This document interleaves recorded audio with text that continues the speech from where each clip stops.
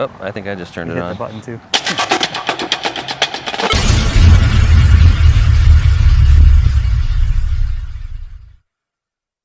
All right, welcome to Greenfield Overlanding. This is our attempt at a new YouTube channel. My name is Brian. This is my longtime friend Steve.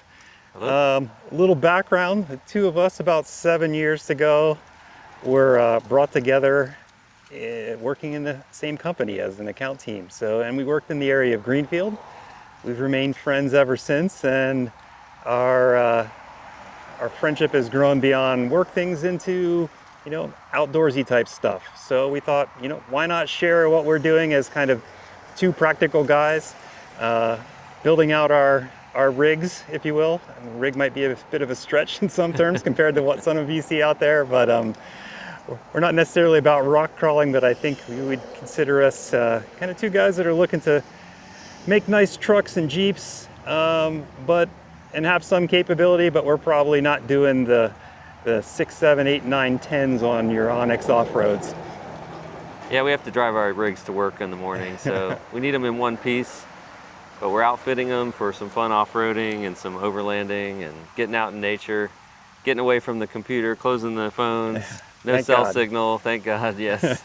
Get away from all that, enjoy what this beautiful earth we have, and try to find some fun stuff to do. Yeah, so we've been busy at work on this for a while. This is our first video you'll likely see on the channel. We hope to have a few other things that, as my editing skills develop, will get released on a semi-regular basis. But we have some backlog of things that are showing different trips around the North Carolina area, some of our initial attempts at reviewing some of the products that we're using, just to give you guys maybe some practical advice on some two kind of average guys out here learning how to camp at a later stage of our development. But hopefully people get some value out of it, and look forward to talking to you all more. Yeah, I think you'll see we're going to show you the products we like, the products we don't like, and you'll see that we're not buying always the most expensive thing out there just because you really don't need to most of the time. And by the way, you're probably going to break it at some point, so you might as well get something that's a value price and something we enjoy. And if we don't like it, we'll let you know. So far, none of these are sponsored, but if they are, we will definitely let you know. Yeah. So we bought all this with our own money. You're going to see it firsthand. Awesome. So I think for today's first video, coming out of this brief intro, we'll show one of the vehicles. Since we haven't planned well ahead, you'll find out along with us what that first vehicle is. That's right. So see you soon.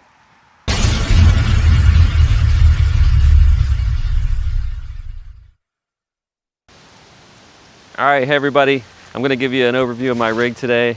So this is a 2024 Jeep Wrangler Rubicon. This has the 3.6 liter V6 in it, so pretty standard in the Rubicons. We do have the Skytop One Touch on top here, which I've thoroughly enjoyed, so I don't have to worry about replacing a hard top or dealing with a soft top.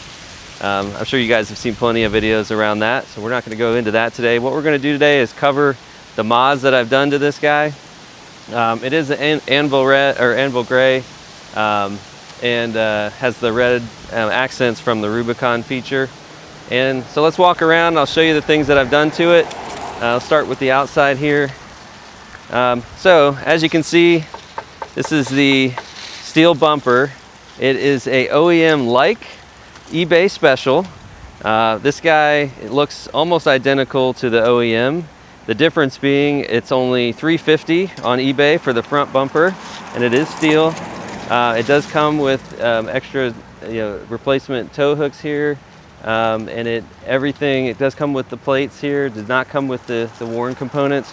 So the bumper itself is mainly just the steel piece, and it does come with this top bar as well.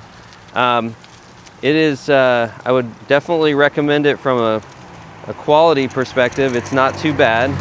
I did have some problems. There were some missing parts, so I did have to go back, and they did ship those parts to me. And I'm going to show you the rear bumper later, but essentially what I would say about this is you save a ton of money. The OEM one is about $1,200, and this guy was $350. The difference being they had a heck of a time at the shop installing it. So I spent almost $1,200 getting the front and rear bumper installed, and so you're losing a little bit of money there. My recommendation, maybe look at the DV8 OE bumper. That one probably installs a lot easier, so you probably split the difference between install and part. But it is held up so far. We've been on several trips with it, several off-roading trips. It's only gotten a few scuffs here from hitting a few things, but otherwise very solid bumper. We did add in, this is the worn VR10, the EVO. This is has the synthetic cable, which you might not be able to see very well. It does have the synthetic cable, and of course you got to buy the Fairlead piece here and all that. That was about $800. I did get the local place to match the best price I could find on that, so you definitely try to get price matching on that, or you're going to end up in the 900 plus range on those. It fits nicely into the Jeep there and into the bumper. I think that's been a nice addition. All right, so we'll walk around. Also on the front here, as far as lighting goes, we did put the pre-runner lights in. This actually comes as a set of 5 lights, I believe, and I only used 4 of them here, so you can see the 4 that are in there. We'll turn the lights on in just a minute. You can see all that. These were Amazon specials, very easy to install. The nice thing is they snap nicely into the spacing here, just like that spacing you see there. They just snap right in. They're gonna be a pain in the butt to get out, but I'm not too worried about that yet. I'll probably just break them out of there, but they're nice. And then coming around, continuing on our lights, these are Harbor Freight 3-inch floodlights. These are super easy to install and only about 90 bucks for the pair. You can definitely get these. I did buy these brackets on Amazon, so those are separate. I can't remember how much those were, but if we can find the link for that, I'll put the link in the description. Wired those right into one of the included auxiliary buttons, as well as the pre-runner lights are wired into another auxiliary button. So if you have that package for the Rubicon that comes with the auxiliary buttons, super easy, a single point to wire all those in. Very simple. All right, continuing along, these are the DV8 OE Plus steps. Super great addition. As you know, the Rubicon does come with the rock rail along the side, but if you've got a shorty wife, she's never going to get into the Jeep, so you got to put a step on there. I really enjoy these DV8 products. They're very sturdy. They do advertise they're not going to hold the weight of the Jeep or anything. If you do lay on them, they're not designed for that, but they're definitely great steps and solid quality build here. It's all metal. Make sure you get some help putting those on. Trying to put those on myself was a little bit of an issue, but they did get on there, and the very good quality install on those. Let's go around and look at the back bumper. Another eBay special, $300 for this back bumper. It is steel. Nice, easily steel to put on there.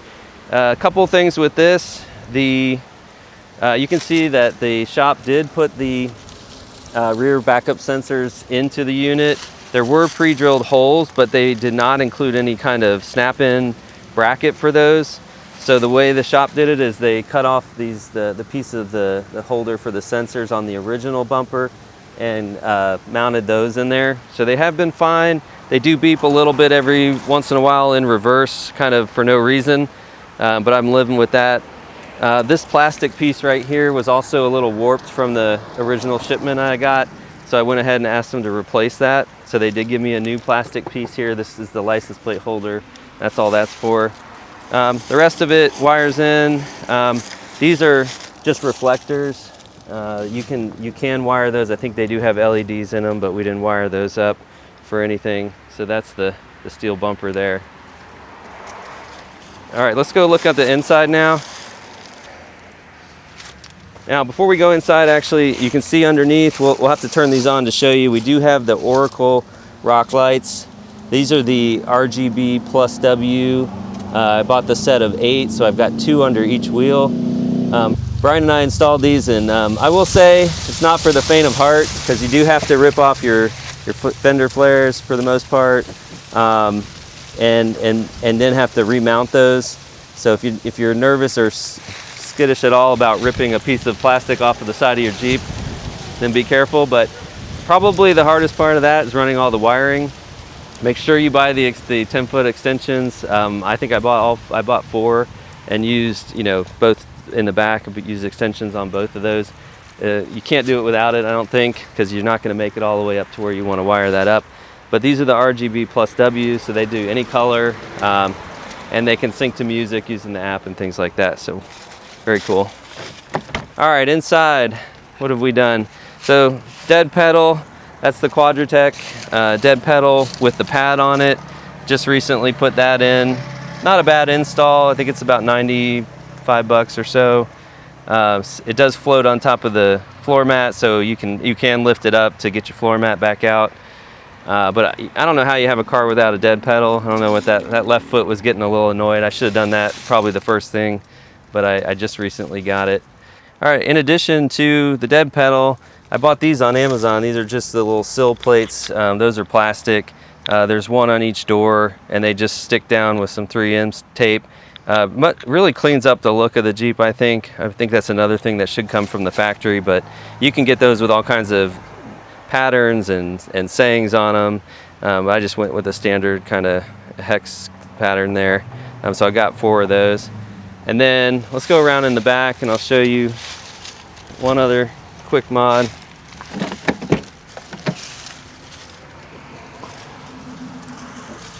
So over here, we've got our fire extinguisher holder.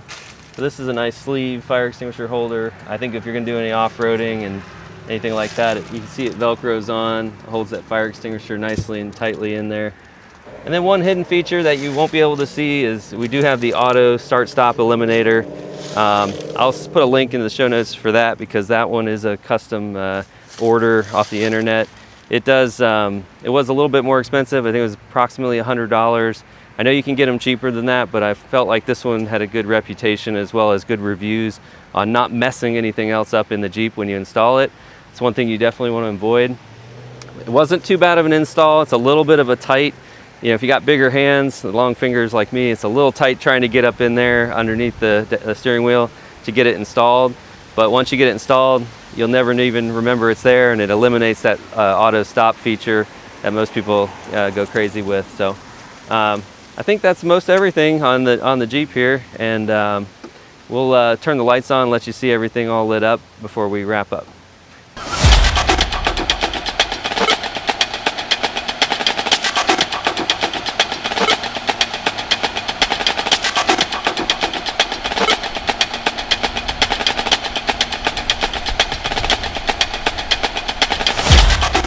All right, so that's an overview of my Jeep Wrangler Rubicon. If you enjoy Jeep content and you want to see our off-roading adventures and how we take this thing into the woods and what we do with it in camping, off-roading, overlanding, like and subscribe.